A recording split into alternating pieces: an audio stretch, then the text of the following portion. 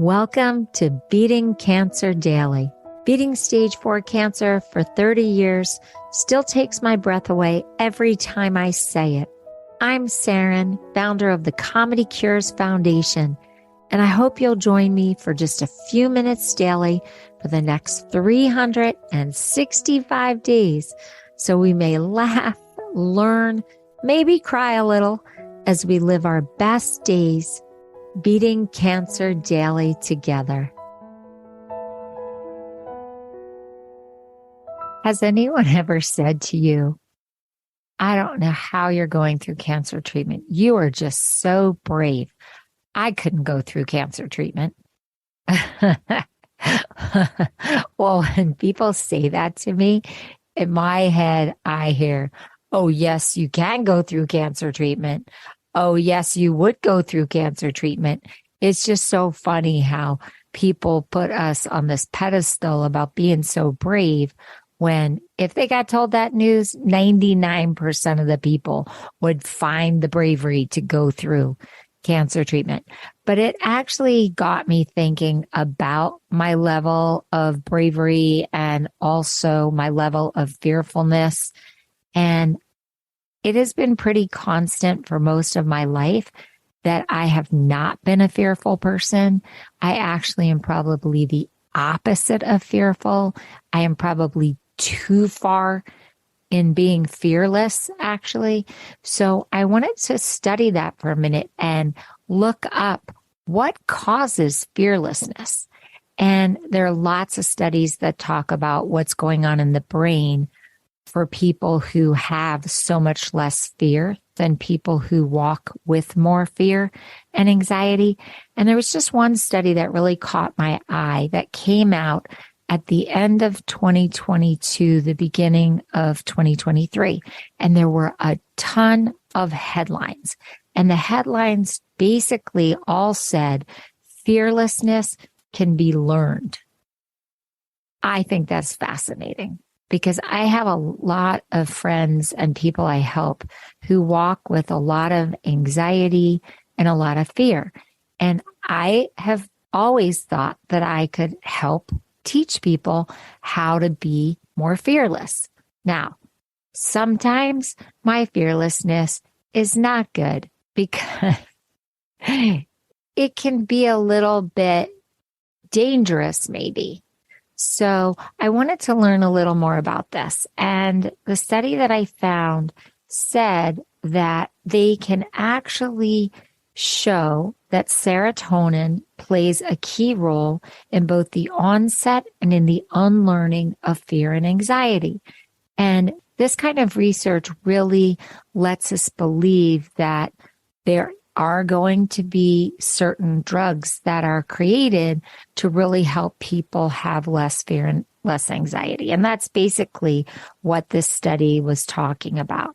Now, a lot of people who go through cancer treatment have post-traumatic stress disorder, PTSD. And so I wanted to understand why I had so little post-traumatic stress and why I have this fearlessness. And I started to think back on a couple incidences, especially when I had cancer. I was with my daughter at the beach. I was probably 98 pounds wet, bald, and I took her out in the ocean. And unfortunately, we did not see that there were red flags and that you shouldn't be out, that there was a big undertow pulling people out. So I had her in my arms, and all of a sudden, the current just pulled us more and more out to sea. And I realized I am not very strong because I am 98 pounds. I am on massive chemotherapy. I had a child who was 6 and was an above average height and an average weight. So I had to figure out, as the current was pulling us out, how to get us back to shore. And I remained incredibly calm. I asked her to grab onto me as tightly as she could and not to release. No matter what, do not release. And I told her that when I say 3, go under and hold your breath, and then I'll bring us back up, because we were really getting doused with major waves. So we kept doing this exercise a little bit. And I told her that when I said go, we were going to play this game where we were going to surf into shore. And she was going to be the surfboard and I was going to be the rider. Because I had to have her under me because I had to try to hold on to her. Anyway, we did this and I waited for a huge wave and then boom, we went towards the shore. I got us into shore. We got thrown onto the sand and then lifeguards and friends of ours and people started rushing towards us. I did not see that they were trying to wave us in and that there was mass panic on the shore. I just kept my cool, talked to my daughter, kept her calm, made it like a game, and got us to shore. Why wasn't I afraid? Why was I able to just hold on to her, keep her calm, keep myself calm, and get in? I think it is part of my brain that has something to do with this study on serotonin. I did remain calm during all that cancer treatment. And when they told me that I wasn't going to survive, I still remained calm. I've always just had this internal sense of calm and bravery in the line of fire, so to speak. So I have really thought long and hard, how can I teach this? So maybe it is just some chemical makeup in my brain, but how can I teach other people? And what I realized is my sense of humor has so much to do with my bravery. Because if I'm feeling anxiety rising within me, and it's more of a discomfort level than anxiousness, it's like something goes off in me that says, you're not comfortable. And when that triggers, usually my brain thinks of something funny about the situation. My comic perspective jumps in. The second thing I do is really acknowledge that I'm feeling uncomfortable.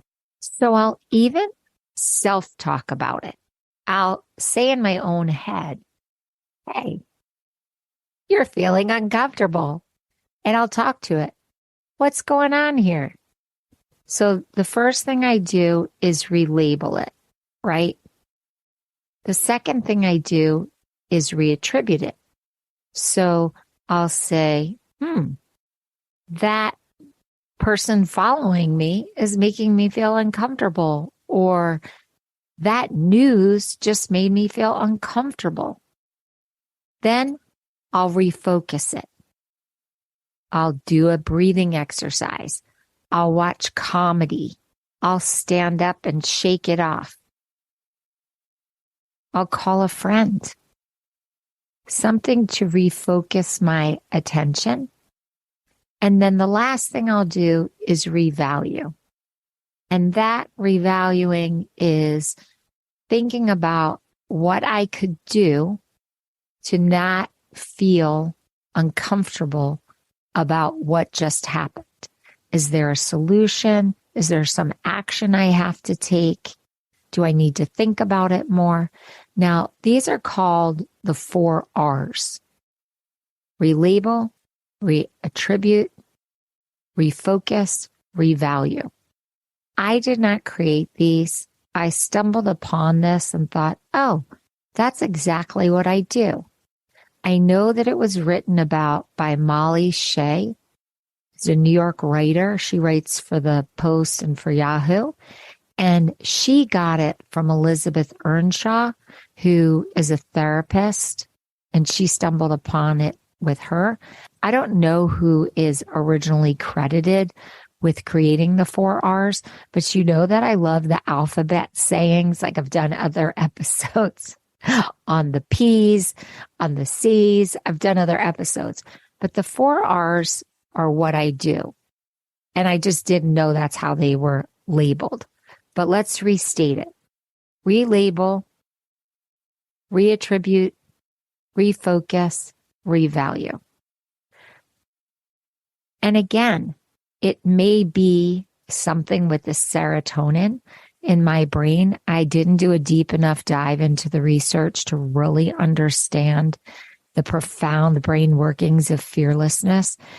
I do believe that all the things I do in a day that I teach through this Beating Cancer Daily podcast really helps me have this attitude and this position within my own mind, body, and spirit of fearlessness.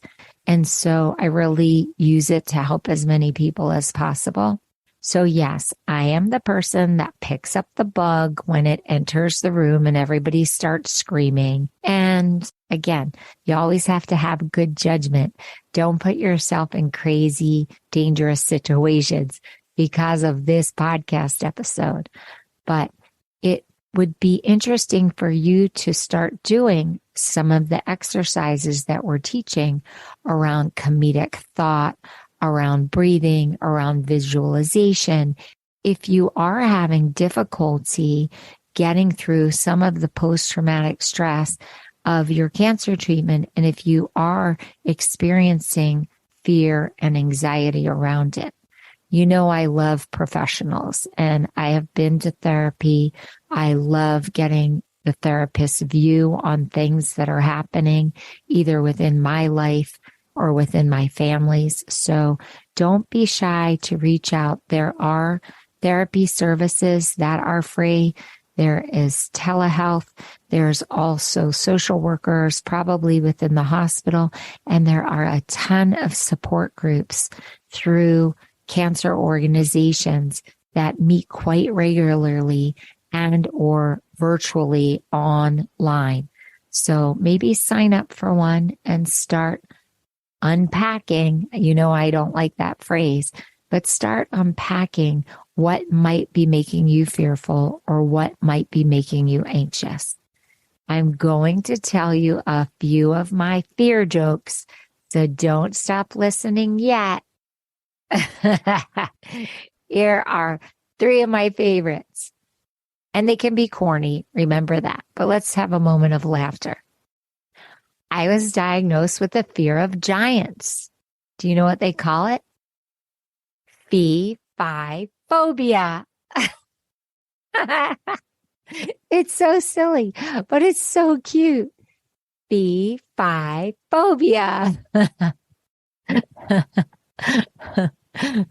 Okay, here's another one. I have a fear of overly complicated buildings. I have a complex.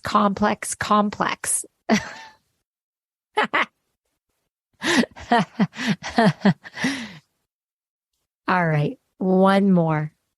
I have a fear of lifts, but I'm taking steps to avoid it. Today, I gave you 3 different takes on fear and anxiety. I hope by hearing 3 different takes on fear and anxiety, you can start to look at your own fear and anxiety from a different perspective. Could you write a joke about your fear and anxiety? It would be interesting if you can sit down, write out what your fear is that's bothering you, and then look at the situation and see if you can find the humor in it. If you need help, let me know. Go to the Comedy Cures Foundation and click record or write us and let me know if you wrote a joke about your fear and anxiety. Have a blessed day, a fearless day, and I'll see you tomorrow. I hope you guys know this, but Beating Cancer Daily is a listener and donor-supported podcast and community. So if you have some extra change, I'd love you to go to comedycures.org and make a donation today of whatever level is comfortable for you. And it will be tax deductible to the extent allowed by law, because Comedy Cures is a nonprofit 501c3 organization founded from my chemo chair, April 1999, and we've been going strong ever since. So please consider making a donation today and help our community and this podcast thrive. Thanks so much. See you tomorrow. Guess what time it is? It's time for me to read the disclaimer. Beating Cancer Daily and the membership circle are not in lieu of medical advice or treatment. They are for entertainment purposes only. Please consult your healthcare team to review your best strategy. Thanks for listening.